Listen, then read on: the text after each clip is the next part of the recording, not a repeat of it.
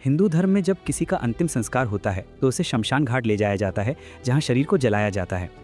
मुस्लिम धर्म में जब किसी की मौत होती है तो उसे कब्रिस्तान में दफनाया जाता है।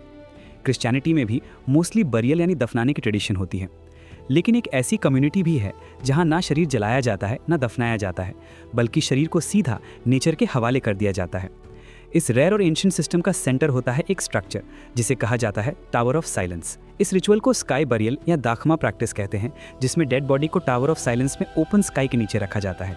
ये एक ऊंचा, गोल और ओपन एयर स्टोन स्ट्रक्चर होता है जहां डेड बॉडीज को रखा जाता है। ये एक स्पेशली डिजाइंड स्ट्रक्चर है। ये ट्रेडिशन सिर्फ इंडिया में स्टार्ट नहीं हुआ, इसका ओरिजिन एंशिएंट पर्शिया से हुआ था। आज का ईरान इस रिलीजन का बर्थ प्लेस माना जाता है। ज़ोरोएस्ट्रियनिज्म ये एक बहुत पुराना रिलीजन है जहां से ये यूनिक फ्यूनररी सिस्टम डेवलप हुआ। बाद में कुछ कम्युनिटीज़ पर्शिया से माइग्रेट करके इंडिया आ गईं और यहीं इन्होंने अपनी ट्रेडिशंस को कंटिन्यू रखा। यही लोग आज पारसीज के नाम से जाने जाते हैं। वहीं से ये ट्रेडिशन इंडिया में आया और आज भी पारसीज कम्युनिटीज़ प्रैक्टिस को फॉलो करती है और यही उन्होंने अपनी ट्रेडिशंस को कंटिन्यू रखा। उनका मानना है कि मरने के बाद शरीर इम्प्योर हो जाता है और अगर उसे जलाया जाए तो आग पल्यूट हो सकती है। अगर दफनाया जाए तो ज़मीन कंटामिनेट हो सकती है और पानी भी सीक्रेट माना जाता है। इसलिए उन्होंने एक ऐसा सिस्टम चूज़ किया जहां बॉडी को नेचर के डायरेक्ट प्रोसेस में छोड़ दिया जाता है। डेथ के बाद बॉडी को रिलीजियस रिचुअल्स के थ्रू प्रिपेयर किया जाता है। फिर उस बॉडी को टावर के ऊपर ले जाया जाता है। वहाँ एक सर्कुलर स्टोन प्लेटफॉर्म होता है। ये स्टोन स्ट्रक्चर इसलिए होता है क्योंकि ये स्टेबल, ड्यूरेबल और नेचुरल एनवायरनमेंट के साथ कंपैटिबल होता है। बॉडी को वहाँ ओपन स्काई के नीचे रखा जाता है। फिर वल्चर्स यानी गिद्ध नेचुरल वे में बॉडी को कंज्यूम करते हैं और कुछ ही टाइम में सॉफ्ट टिश्यूज खत्म हो जाते हैं। बाद में सिर्फ बोन्स बचती हैं और उन बोन्स को सेंटर के ऑस्यूरी पेट में डाल दिया जाता है। इंडिया में सबसे famous tower of silence located है डूंगरवाड़ी। ये मुंबई के मालाबार हिल के फॉरेस्ट एरिया में है और ये एक हाईली सेक्रेड और रिस्ट्रिक्टेड एरिया है।